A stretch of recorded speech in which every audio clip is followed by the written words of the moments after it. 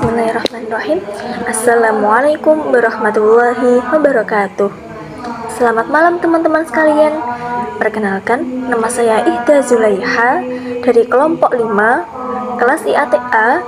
Hari ini saya akan menyampaikan tentang teori pilihan rasional, mulai dari pengertian, tokoh pencetus, konteks lahirnya, hingga konsep dasar teori ini. Yang pertama, pengertian teori pilihan rasional.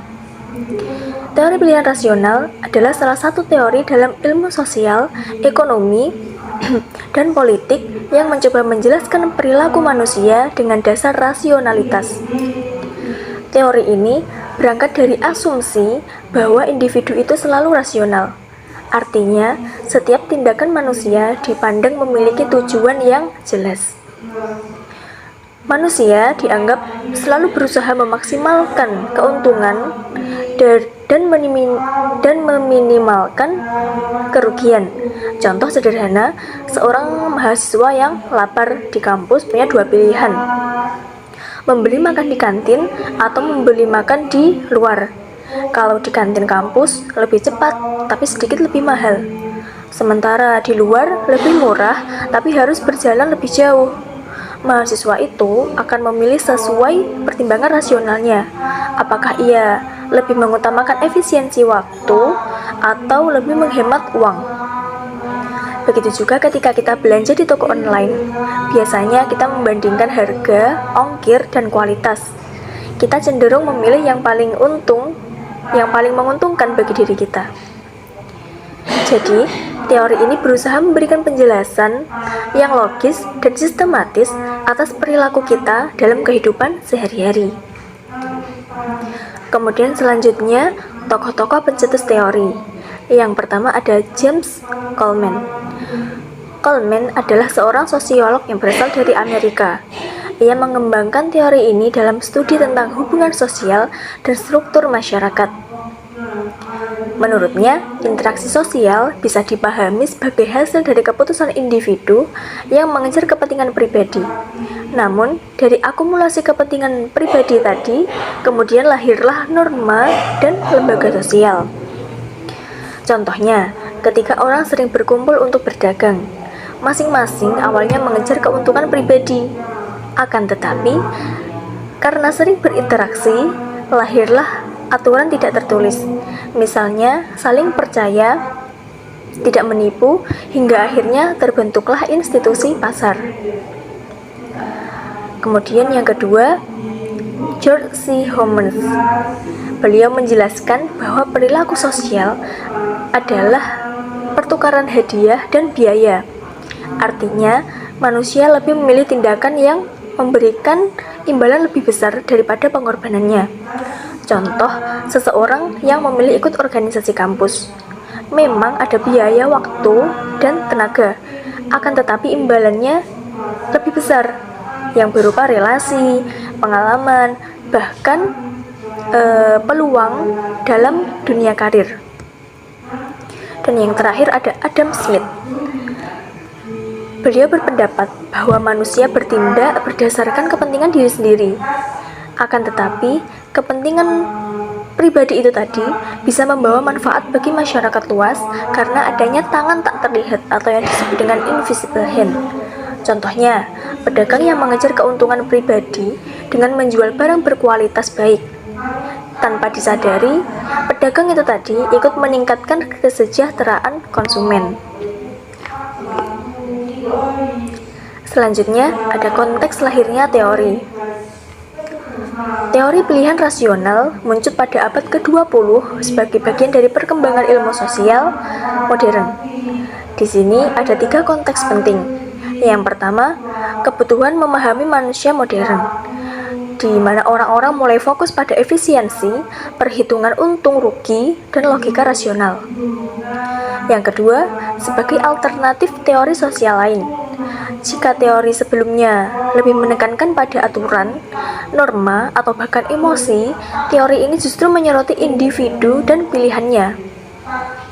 Dan yang ketiga, ada perkembangan lintas bidang. yang awalnya banyak dipakai dalam ekonomi, lalu berkembang ke politik, sosiologi, pendidikan, bahkan analisis kriminalitas. Contoh penerapannya dalam dunia politik, pemilih menentukan pilihannya berdasarkan perhitungan siapa calon yang paling menguntungkan mereka. Kemudian contoh lain dalam dunia pendidikan, mahasiswa memilih jurusan kuliah berdasarkan prospek kerja. Selanjutnya dalam dunia kriminalitas, seseorang bisa melakukan kejahatan karena mereka merasa untung yang ia dapat lebih besar dari resiko tertangkap.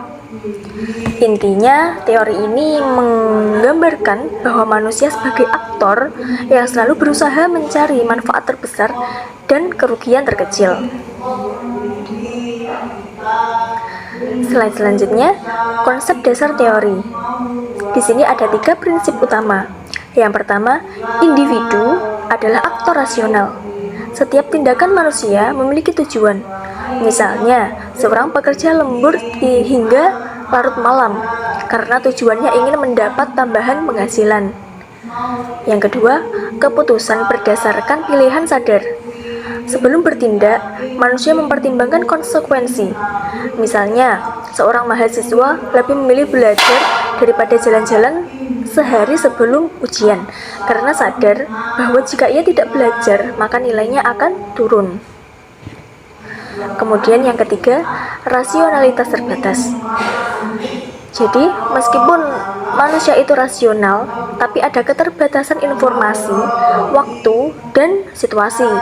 Misalnya, ketika belanja online, kita tidak selalu tahu kualitas barang yang sebenarnya, yang aslinya, sehingga keputusan yang kita ambil bisa jadi tidak sepenuhnya tepat, tapi tetap rasional berdasarkan informasi yang tersedia, yang tertera dalam ulasan misalnya. Selain itu, teori ini juga punya 3 istilah penting.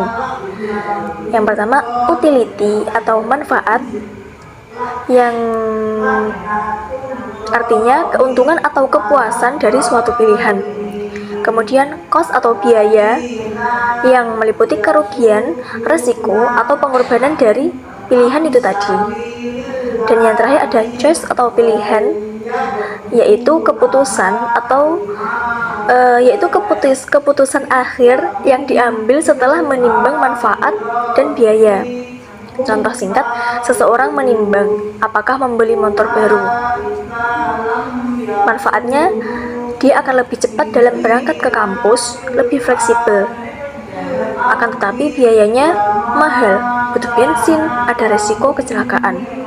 Setelah menimbang, ia bisa memutuskan untuk membeli atau menunda, sesuai mana yang lebih besar antara manfaat dan biaya.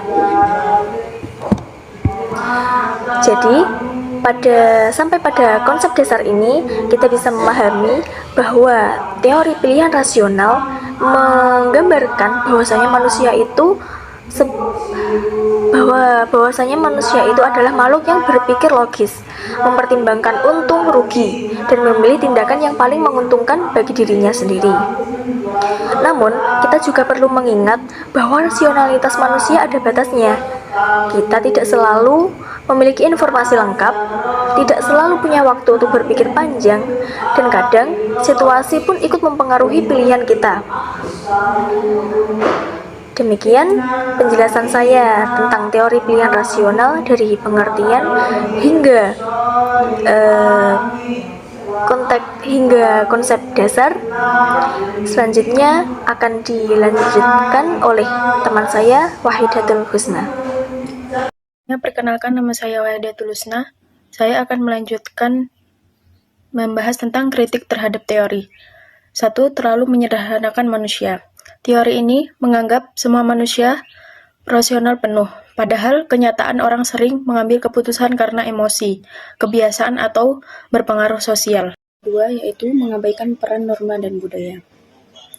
Dalam kenyataan, banyak pilihan manusia dipengaruhi nilai, agama, tradisi, dan tekanan sosial, bukan sekedar untuk rugi-rugi. Yang contohnya yaitu orang tetap memberi sedekah meskipun tidak mendapat keuntungan materi apapun karena dorongan nilai agama. Dan yang ketiga yaitu sulit mengukur manfaat dan biaya. Apapun yang dianggap bermanfaat untuk seseorang belum tentu sama orang lain sehingga sulit dipakai secara universal. Yang contohnya yaitu ada yang rela mengeluarkan biaya besar untuk hobi koleksi antik meski bagi orang lain yang dianggap itu adalah pemborosan. Pandangan Islam terhadap teori pilihan. Yang pertama yaitu manusia diberi akal untuk memilih. Yang diriwayatkan dari Quran Surah An-Nahl ayat 78. Islam mengakui manusia berpikir sebelum bertindak. Seperti contohnya, seorang muslim memilih makanan halal karena kesadarannya bukan sekedar ikut-ikutan. Dan yang kedua, kebebasan memilih dalam batas syariat, yang telah dijelaskan dalam Quran Surah Al-Kahfi ayat 29. Yang bermaksud bebas memilih, tapi ada halal, haram yang membatasi. Contohnya yaitu bebas memilih usaha apapun, tetapi haram jika usaha itu berupa riba. Dan yang ketiga, yaitu pilihan, tidak hanya untung rugi, tapi juga moral dan nilai. Hadis ini mengetahui tentang hadis tentang niat, yaitu Islam menekankan niat dan tujuan. Yang keempat yaitu istikharah. Doa istikharah menunjukkan bahwa seorang muslim itu ketika dihadapkan pada pilihan yang harus keputusan terbaik dan mohon bimbingan Allah untuk mendapat jalan yang terbaik. Walaupun teori pilihannya rasional menekankan kalkulasi logis manusia, bisa menambahkan dimensi spiritual. Keputusan rasional terbaik tetap harus ditempuh dengan pertolongan bimbingan Allah. Kesimpulannya adalah, yang pertama, teori ini muncul dari kebutuhan memahami manusia sebagai aktor rasional yang memilih berdasarkan untung rugi dalam kehidupan modern. Dan yang kedua, yaitu manusia dianggap rasional selalu menimbang manfaat terbesar dan biaya terkecil sebelum bertindak. Dan yang ketiga, yaitu teori ini selalu menyederhanakan manusia karena mengabaikan faktor emosi, norma, dan budaya. Dan yang terakhir yaitu Islam sejalan dalam hal kebebasan memilih, namun setiap pilihan harus sesuai syariat yang dipertanggungjawabkan di akhirat. Cukup sekian presentasi dari kami. Bila ada salah dan kurangnya mohon dimaafkan. Billahi taufik wal hidayah. Wassalamualaikum warahmatullahi wabarakatuh.